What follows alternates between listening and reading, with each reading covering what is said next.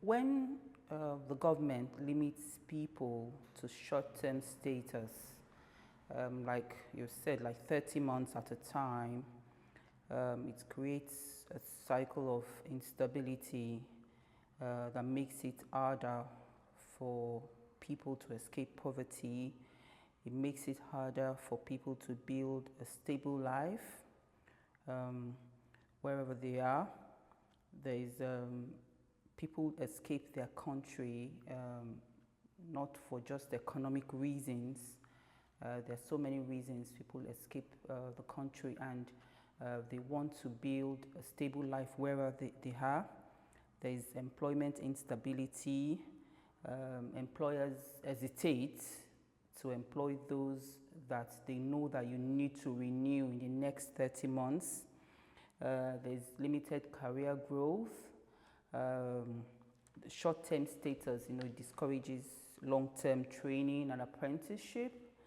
There's the risk of exploitation by people that know that you are not stable in the country where you are. And also, people want to go back to school. If this is short term, you might not know what to do next. There's housing insecurity. It can also lead to financial exclusion. Okay, credit access problems. Nobody will want to give credit access to someone that is unstable, that needs to renew in the next few months. And it's also mental health draining. It affects the mental health, increases anxiety. You can't really plan for your children's education. And also, it also causes delayed integration. You do not know what will happen next, so there's delayed integration into the society that you have. Then all this leads to the poverty trap effect. It leads to a poverty trap effect. People can't take long-term financial risk. You can't accumulate assets, and then also deters wealth building. Thank you.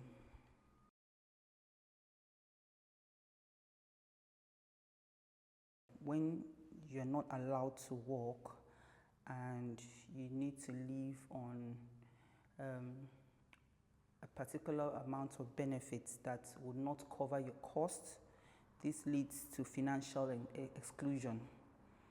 You do not have long-term financial planning. You do not have control over how you feel what you should buy. You do not have financial control over your necessity and the basic of life. And this further leads to mental health strain because there's constant uncertainty, chronic stress, anxiety about the renewal outcome of the process of integration as well.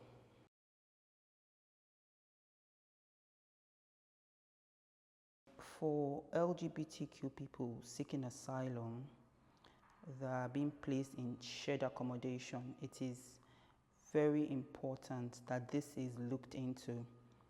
I have worked in housing for almost 2 years, and I know how important it is to be housed where you feel safe, because we have different people that have different support needs. So I feel that for a person seeking asylum or for LGBTQ to be placed, there should be an assessment of their support needs. Should know the type of accommodation they can be placed in, because if this is not done, this can further affect mental health. Because if you're being placed with a person that does not understand the needs of the other person, it's just like being back in your country. and I do not recommend that one is placed in an unsafe environment, a place where you're not being respected for your sexuality, place that you're not being respected for the fact that you are running away from somewhere that is unsafe and you feel you are somewhere that is safe. You should be respected for that. So being placed in a shared accommodation, there should be an assessment, risk assessment. There should be an assessment of suitability. There should be an assessment and make sure that all the facilities are available before people are being placed in this area. Thank you.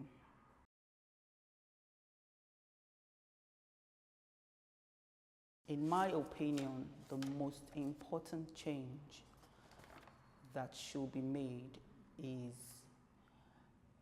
that every refugee should be treated on a case-by-case basis. We cannot afford to put everyone together. There should be an assessment of each refugee. What do they need? What are their support needs?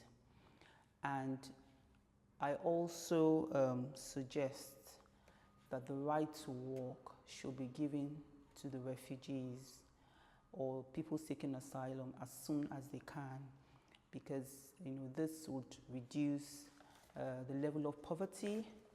This will reduce the level of crime, even though I don't really support the fact that most of the crime is committed by people seeking an asylum, but those that are pushed into crime because of poverty, that will also reduce it.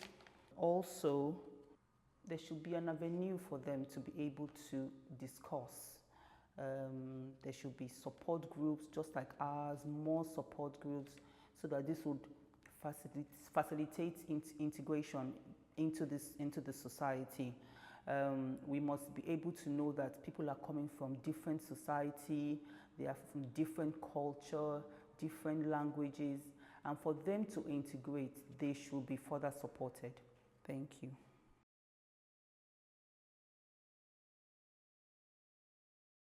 I can personally speak for myself before I go on to discuss more on this. African Rainbow Family has been a saving grace. I have felt nothing but safety since I joined this group.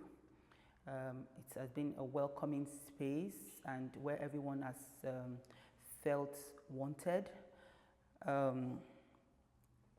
The UK immigration system, it's a long process, it's quite exhausting, and every monthly meeting when I come for the African Rainbow, you're being encouraged, the information, I feel at ease, because every time I come for this face-to-face or for these physical meetings, questions are being asked.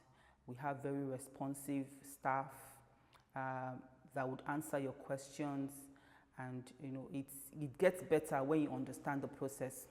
We also have our online meetings. At the online meetings, everyone is welcome. At the online meetings, you can ask all questions. No question is looked at as being stupid, and we have the staff that would respond to you. If you need to have a one-to-one meeting, they do have allow that you have a one-to-one meeting. If you feel you do not want to speak in the public, it's just very open, and the staff very responsive, and they listen to all. So they generally make the process very tidy and make it very accommodating for all.